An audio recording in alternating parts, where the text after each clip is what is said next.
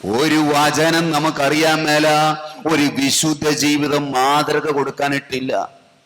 ഈ സൂസനെ കുറിച്ച് പറയും, ഇന്നൊന്നുമല്ല, യേശുവിന് മുൻപ്, നൂറ്റാണ്ടുകൾക്ക് മുൻപ് ഈ സൂസന്നയെ അവളുടെ മാതാപിതാക്കന്മാര് മോശയുടെ കൽപ്പന എടുത്തു വെച്ച്, മോശയിലൂടെ ദൈവം കൊടുത്ത കൽപ്പന എടുത്തു വെച്ചത്, മകളെ എല്ലാ കാര്യങ്ങളും പഠിപ്പിച്ച് പോന്നിരുന്നു.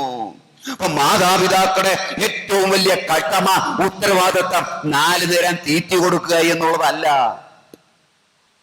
മനസ്സിലായ? ഇപ്പൊ മാതാപിതാക്കളെ മൊലേന്ന് പിടിപ്പിച്ച ഉടനെ, കുഞ്ഞുങ്ങളെ മൊലേന്ന് പിടിപ്പിച്ച ഉടനെ LKG കൊണ്ടാക്കൂലോ.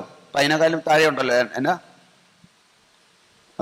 ബേബി കെയർ സെന്റർ, അവിടെയോട്ടുണ്ടാക്കും പഠിപ്പിക്കാൻ. എന്തിനാ LKG കൊണ്ടാക്കുന്നത്? പിള്ളേരെ എന്തെങ്കിലും പഠിച്ചോട്ടെ എന്ന്. അപ്പൊ അവര് പഠിക്കാൻ പറ്റുമെങ്കിൽ, പഠിക്കാൻ ഗ്രാഹ്യം അവർക്കുണ്ടെങ്കിൽ, എന്തുകൊണ്ട് കുഞ്ഞുങ്ങളായിരിക്കുമ്പോഴേ നമുക്ക് ഈശോയുടെ കഥകൾ പറഞ്ഞു കൊടുത്തുകൂടുക, വിശുദ്ധന്മാരുടെ കഥകൾ നമുക്ക് പറഞ്ഞു കൊടുത്തുകൂടുക? വചനം എന്തുകൊണ്ട് പഠിപ്പിച്ചുകൂടാ?